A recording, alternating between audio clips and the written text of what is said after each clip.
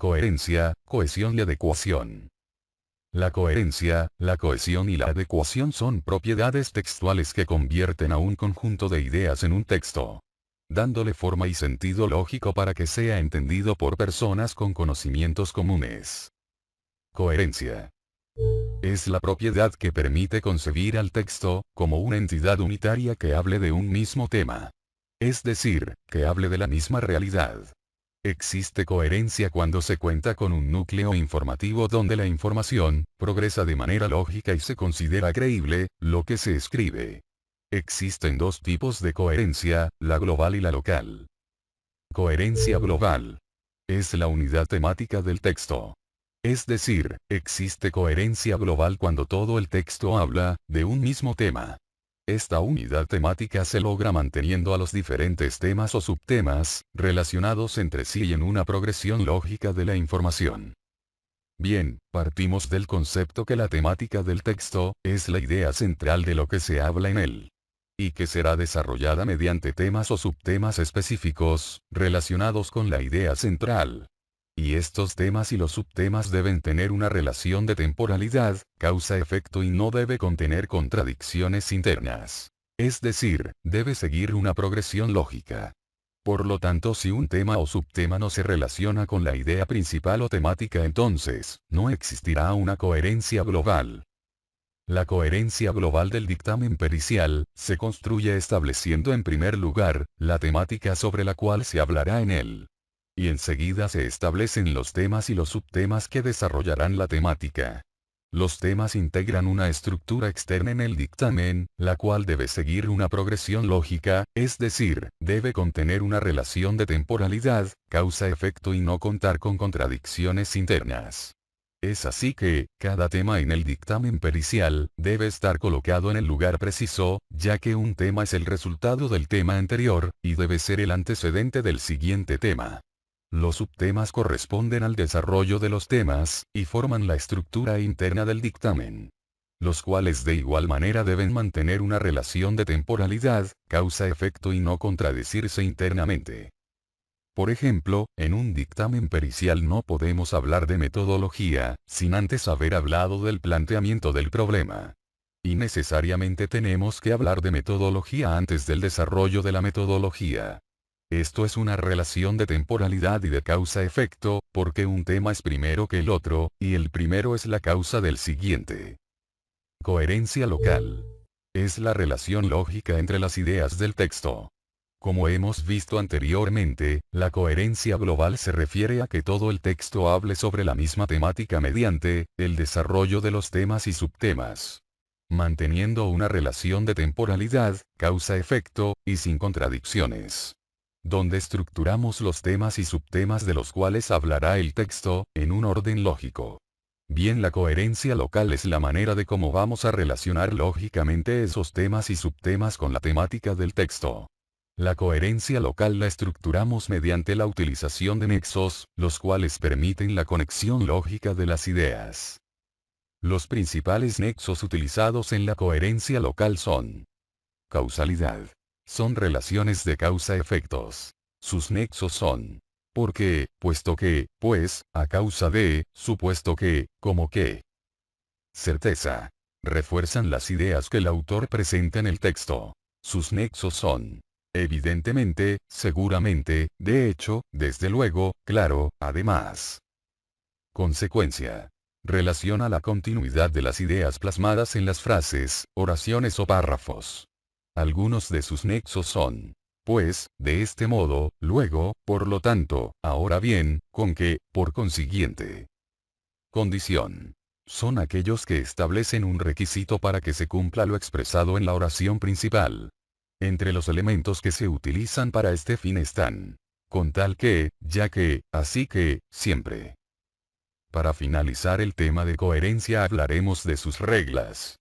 Regla de relación. Los hechos han de estar relacionados con el mundo real que se presenten. Es decir, todo lo que se hable en el texto debe estar relacionado con una temática. Esta temática es el mundo real que se presenta. Si hablamos de una necrocirugía, entonces el dictamen debe hablar de todo lo relacionado con la necrocirugía.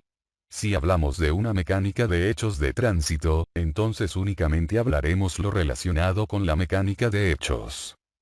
Regla de progresión. La información se organiza como un proceso, cuyo producto final es el texto. Ha de haber una progresión temática y se han de evitar los detalles no pertinentes. Es decir, el texto debe presentar una organización de temporalidad y causa-efecto. Un tema o subtema es el resultado del anterior y es el antecedente del siguiente. Regla de no contradicción. Los elementos no deben contradecirse, ni implícita ni explícitamente. En el texto, o dictamen pericial, no debe existir contradicciones ocultas, disimulada o evidentemente clara. Cuando exista la necesidad de expresar algo diferente a lo que ya mencionamos, o bien, cuando algo contradice lo que decimos. Entonces debemos fundamentar científicamente por qué no se relaciona con lo que decimos. Regla de repetición. Algunos elementos deben reiterarse a lo largo del texto. En el dictamen existe información importante y de trascendencia que es necesario que se repita en varias ocasiones para que quede clara. Esto se utiliza principalmente en el análisis, donde argumentamos. Cohesión. Es la propiedad mediante la cual, las oraciones de un texto se relacionan y organizan correctamente, desde un punto de vista léxico y gramatical. La cohesión permite conectar y relacionar las ideas principales y las secundarias en una temática. Cohesión con procedimientos léxicos. Es el sentido del texto a partir de los significados de las palabras. Esto se logra mediante el adecuado uso de la repetición, la reiteración y la asociación. Repetición. Es la reproducción exacta de la misma palabra o expresión en distintos lugares del texto. Reiteración. Es la reproducción de un término por medio de palabras o expresiones diferentes. En este sentido utilizamos palabras que tienen significados semejantes o idénticos para decir lo mismo, pero de diferente manera. Es decir, hacemos uso de los sinónimos. O bien, utilizamos términos generales para referirnos a un término más específico. Es decir, hacemos uso de los hiperónimos, que son palabras que designan una clase a la que pertenece algo. Asociación. Es la utilización de palabras que mantienen un vínculo de sentido por oposición o complementariedad. O bien, por hacer referencia al mismo campo de la realidad. Cohesión por procedimientos gramaticales. Se realiza mediante la anáfora, la catáfora y los conectores. Anáfora, es la inclusión de palabras que repiten elementos ya citados en el texto. Catáfora, es la incorporación de términos que adelantan a otros que se van a mencionar. En la anáfora y la catáfora se utilizan distintas clases de palabras, dentro de las cuales se encuentran pronombres personales, pronombres demostrativos, pronombres indefinidos, pronombres relativos, pronombres y determinantes posesivos, adverbios, etc. Conectores. Son palabras que establecen relaciones de diversos tipos, entre las ideas de un texto. Dentro de los principales conectores se encuentran los siguientes. De causa. Relacionan una acción que funciona como causa y otro que funciona como consecuencia. Como ejemplo se encuentran los siguientes conectores. Porque, ya que, debido a que, dado que, pues, así que, puesto que, por el hecho que, etc. De consecuencia. Relacionan dos acciones y establecen que una es consecuencia de la otra. Como ejemplo se encuentran los siguientes conectores. Así que, por lo tanto, por consiguiente, en consecuencia, de modo que, por eso, etc. De contraste. Plantean una oposición entre las ideas que se unen. Como ejemplo se encuentran los siguientes conectores. Pero, en cambio. Sin embargo, más, antes bien, etc. De adición. Relacionan dos ideas que aportan información. Como ejemplo se encuentran los siguientes conectores. Además, incluso, más aún, aparte de ello, y, etc. De orden o secuencia. Establecen una relación de temporalidad. Como ejemplo se encuentran los siguientes conectores. Luego, después, a continuación, previamente, antes, por último, etc. De enumeración u ordinales. Establecen una relación cronológica. Como ejemplo se encuentran los siguientes conectores. Primero, segundo, tercero, por último, etc. De afirmación. Establecen una relación positiva. Como ejemplo se encuentran los siguientes conectores. Sí, seguro, evidentemente, por supuesto, sin duda, claro que sí, etc. De negación. Establecen una relación negativa. Como ejemplo se encuentran los siguientes conectores. No, en absoluto, ni hablar, nunca, etc. De conclusión. Establecen una conclusión en base a una idea previa. Como ejemplo se encuentran los siguientes conectores. Total, en conclusión, como consecuencia, por tanto, por lo cual, por lo que, por ende, por consiguiente, por consecuencia, etc. De explicación. Relaciona dos ideas, una como aclaración de la otra. Como ejemplo se encuentran los siguientes conectores. O sea, esto es, dicho de otra forma, en otras palabras, es decir, etc. De énfasis. Relaciona dos ideas, donde una resalta lo expresado en la otra. Como ejemplo se encuentran los siguientes conectores. En efecto, en verdad, sin lugar a dudas, etc. Concesivos.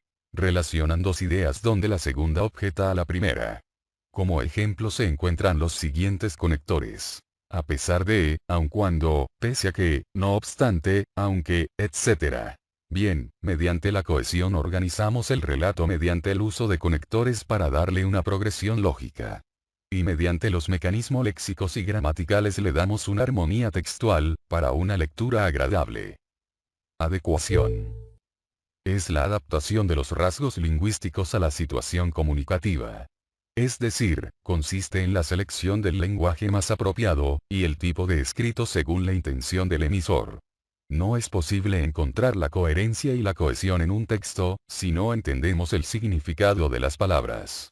Y como ya hemos mencionado, el dictamen pericial está dirigido a personas no familiarizadas con el tema.